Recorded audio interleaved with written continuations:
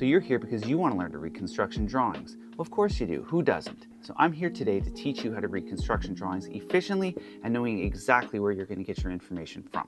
First things first, we need to have a system. Whether you're reading construction drawings on the computer, as we're going to look at today, or you're physically reading a drawing set, we need to have a system so we don't miss information. I like to start at the top left of the page and work my way clockwise around. That way I know I'm getting everything and I have a systemized and rational progression through my drawing set so that I know I'm not going to miss anything. So the first page we're going to look at today is a title page. Now a title page is going to have a lot of different information on it, and generally speaking, as we move through a construction drawing set, we're going to move from the high level or the less detail to the more detail as you move through a construction drawing set. So we're going to start at less detail and move into more detail. So on the title page, we're typically going to see a site plan, which we do here, we see on the left-hand side. And this is a 5,000-foot view of the site where we're going to see some topographical features. That means the topography of the site. We're going to see any elevation changes if it's a flat site. If in this case, it's not a flat site at all. We see some contour lines here from the survey, which indicate there's some fairly steep aspects to this property. And we see a building site, we see a project boundary or a property line all the way around, indicated here in red. We see some neighboring properties here, and we see some zoning information as we move clockwise. We see a lot plan, we see a scale, of course. A scale indicates the ratio of dimensions on the page to the dimensions in real life. So in this case, it's 1 to 1,000. That's a metric scale. In an imperial scale, it might be 1/8 equals 1 foot. So that means 1/8 of an inch on the page equals 1 foot in real life. Next, we see a drawing list, and that's quite literally just a table of contents where we're going to see what drawings are included in this project. We're going to see zoning information, and this is going to be helpful information for the city or your county or your municipality, where they're going to draw information about the project. You're going to say what you're proposing to build and what bylaws it complies with. If there are any specific permitted uses that you're adhering to, what setbacks are, setbacks meaning the distance from the property line that you're allowed to build from, and any maximum or minimum height requirements that you're conforming to those specific building or zoning bylaws. We see some building information below. We see an applicable building categorization, the building area, where they're getting the water, their sewer, if it's a septic or a sewer hookup, things like that. We see location plan, and basically showing a broader view of not just the property, but where it fits in the context of the neighborhood as well. On the far right, we see a title block, and the title block is where you get information about the project itself, who the clients are, who the designers are, who the engineers might be, who the architects might be. That's where you're going to see all of that information about the project team.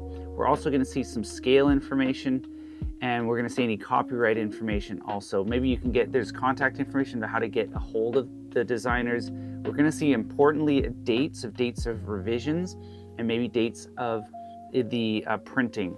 So a lot of information on the title page. Again, we're moving from the general to the specific as we move through the construction drawing set. So that's what a site plan or a title page basically built information conveys. Of course, we're going to see page numbers. Down here on the bottom right, we see a page number, and that's really important reference because we're going to be jumping around a lot in our drawing sets as we're moving towards the more specific and gaining specific information. So now we see a more formal site plan, a zoomed in site plan. Remember, our last scale was 1 to 1,000. And this scale looks like it is 1 to, I can't see what that is, 1 to 120. So we're zooming in. Of course, 1 to 1 would be the same size on the page as in real life. So now we see a site plan. Here's where we're going to get a bit more specific information. We see parking areas, we see some trees, we see the building as it is to be constructed and proposed.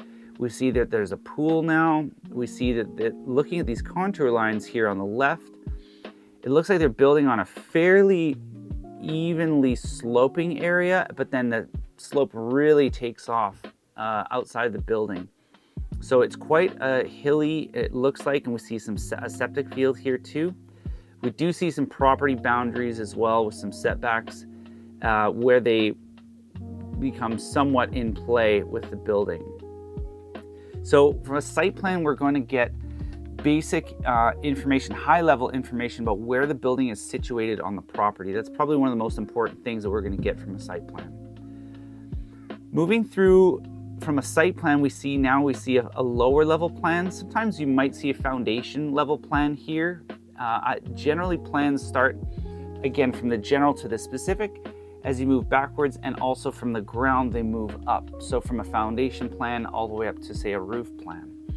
So one thing that's important to note is that the word plan, it doesn't mean like I'm planning to do something. The word plan literally means that we're going to take a chainsaw and cut through the building and pull the top off of the building. Now the plan view references the specific level of the building. So lower level plan means that we're going to the lower level and we're taking a chainsaw cut about 4 feet off the ground, off that floor, the lower level floor, and we're pulling the rest of the building off so we can see down into the lower level plan.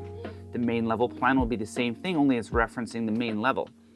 So here we see the lower level plan, we see parking, we see garage, we see the location of windows, we see something, if you can see these faint blue lines here, you can see they're called grid lines, and grid lines are important. We'll see those throughout this drawing set. You see on the top they're numbered 1, 2, 3, 4, 5, 6, 7, 8, and on the right hand side they're lettered A, B, C, D, E, F, G, and these are really important reference points so that as we move through our drawing set we can reference specific points in our drawings that say the intersection 7C.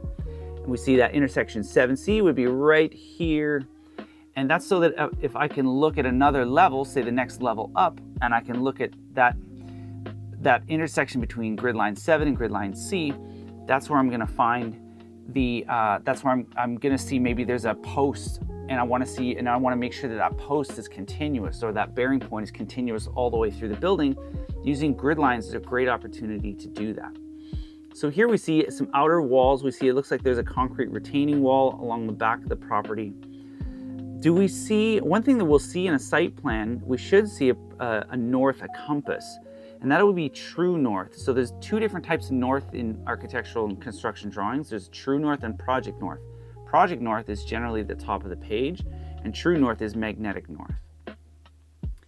So we're looking through our building and we're going, if I were looking for specific information, I know that plan view might be where I'm going to see certain dimensions of walls relative to one another. This is the upper level plan. And so we're looking at the upper level. So we looked at lower level, now we're looking at the upper level plan view, and we can see that we still see our grid lines there, but now they're just referencing a different point higher up in the building because we're on a different level.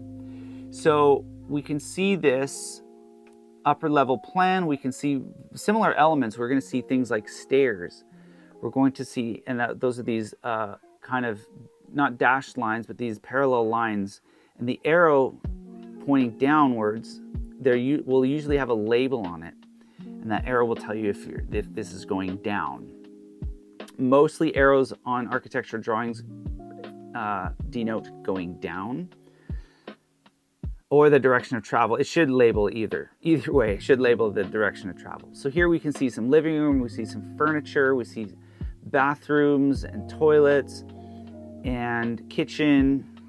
So it's really, it's just the same idea as a lower level plan. We're looking down into the building where we can see the different building elements. And now we're looking at something called a section view.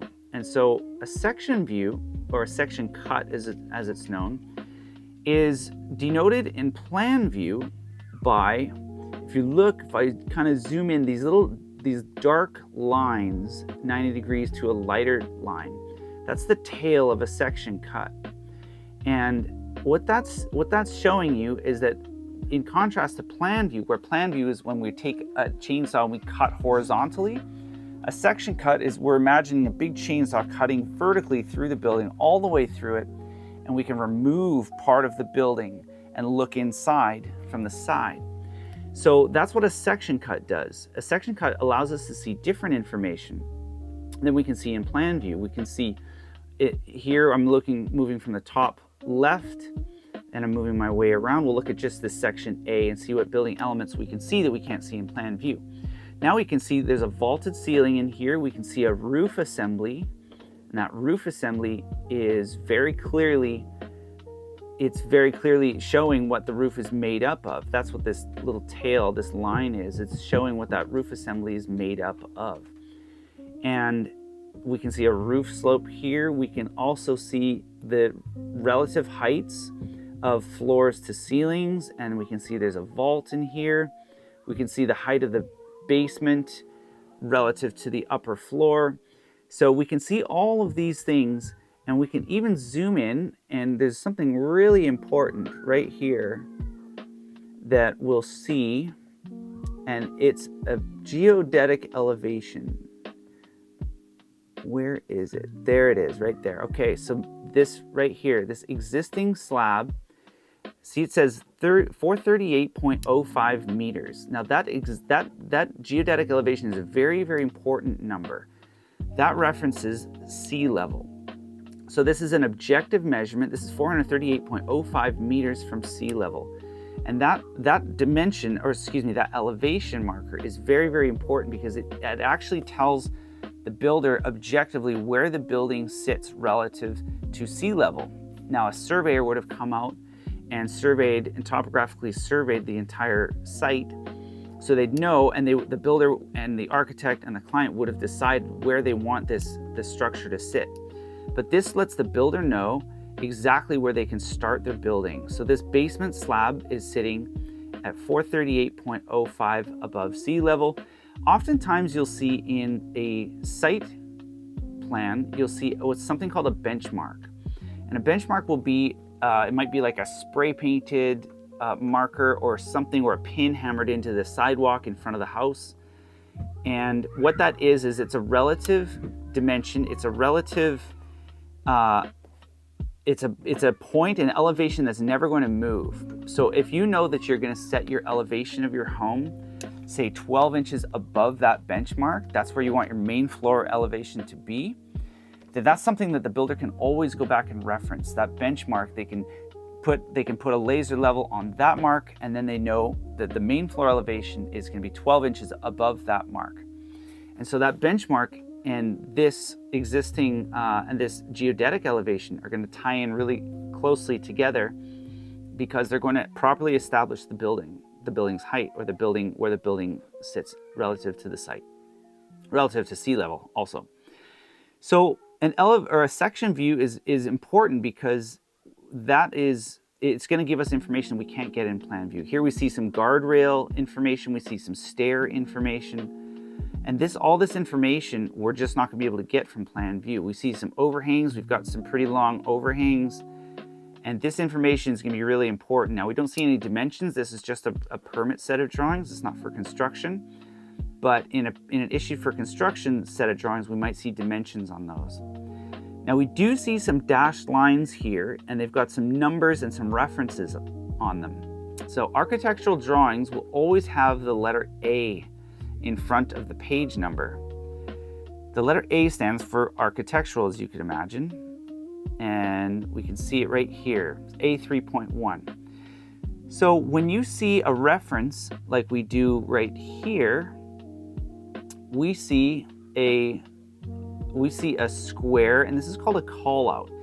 And this callout it references a detail number 14 on page A5.2. So if I'm the builder and I want to see some more information about how this courtyard is, how this patio intersects or integrates with this wall, this multi-slide door, then I would go to detail 14, A5.2, and I would be able to get a further zoomed in information about how these two elements integrate.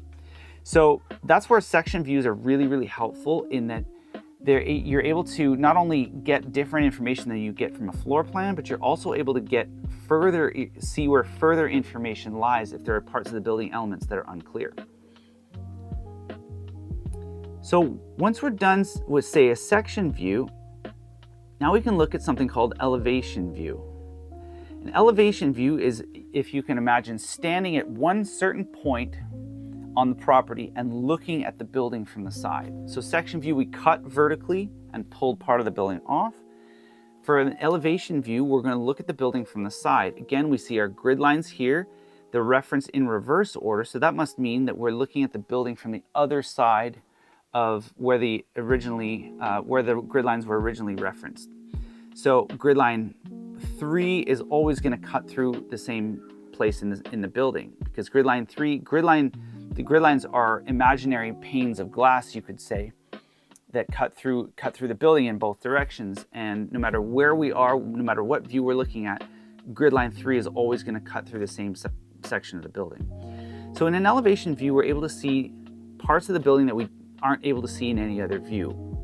We're able to see some cladding elements. We're able to see window details. This dashed line in the windows and doors, it denotes the hinge and the operation of the windows and the direction of the hinge. So the V in the dashed line indicates what side the hinges are on. So the V points to the hinge. So we can see some information about some windows. We see a roof. In different elevations, we'll see a roof slope. We'll see some retaining walls. There's stairs up to the front door. We see a guardrail over here. We see a lot of information that we're just not going to get any other place. So this is elevations are great places to see the external sides of the building. And then once we get through this, we're going to move through the elevations and we're going to look at the details now. So now we're zoomed in further. Our scale is going to be a lot closer. It might be, say, a 1:5. Let me zoom in here a little. Yeah, this is a 1:8 scale. So we see a 1:8 scale. So we're zooming in as we move from the general to the specific, we need to see more information on the plans. So here we see a roof detail that's outlined a bit more clearly, and see how these roof elements are intersecting with the wall and this window. How this window the flashing is detailed. So that's the waterproofing membranes that are used to keep water away from the structure of the building. So we see little details, little materials are labeled here.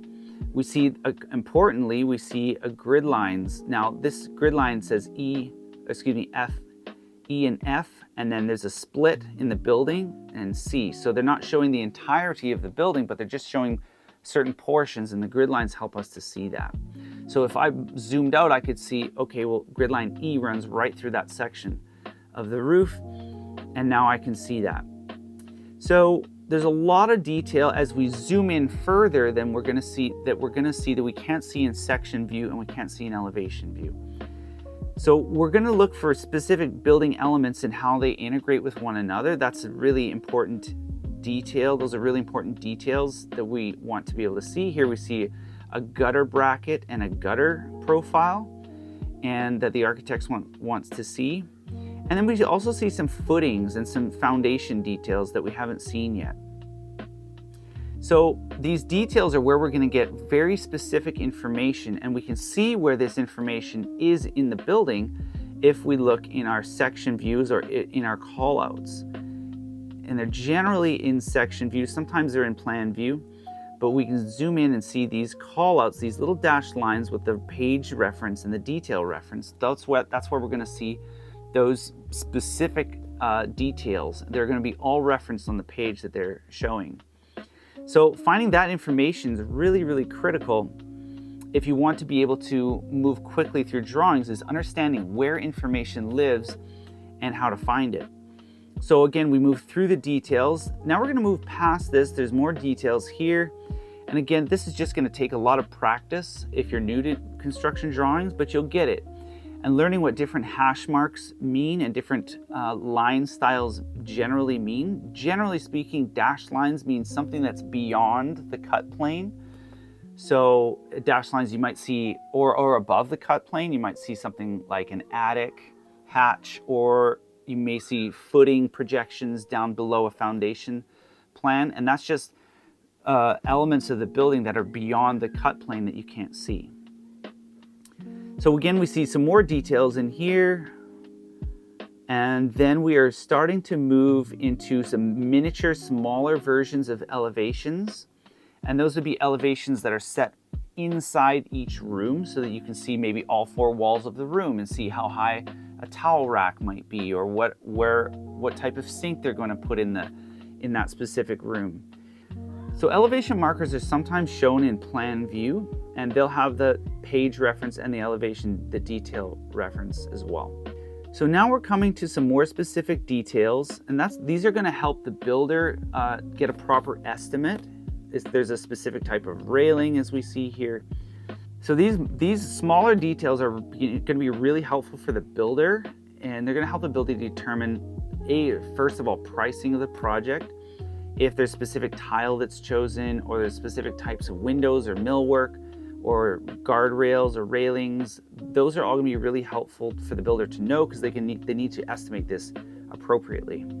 So all these little interior elevations are really important. And then we come to some more information. Again, we're moving from the general to the specific, and we see some external doors, we see some windows, and we see some internal doors. And these are all laid out in what's something called a door schedule. Now, in construction drawings, schedule means list. So a door list, window list.